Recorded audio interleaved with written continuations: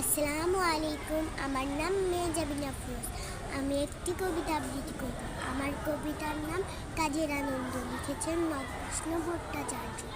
মৌমাছি মৌমাছি কোথা যাও নাচি নাচি, দাঁড়াও না একবার ভাই, ওই ফুল ফোটে বনে, যায় মধু আহারণে, দাঁড়াবার সময় তো নাই।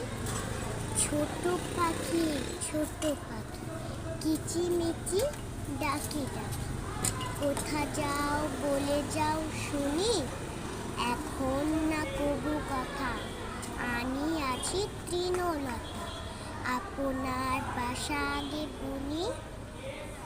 পিপিলিকা দল বল ছাড়িয়াকা, কোথা যাও যাও ভাই।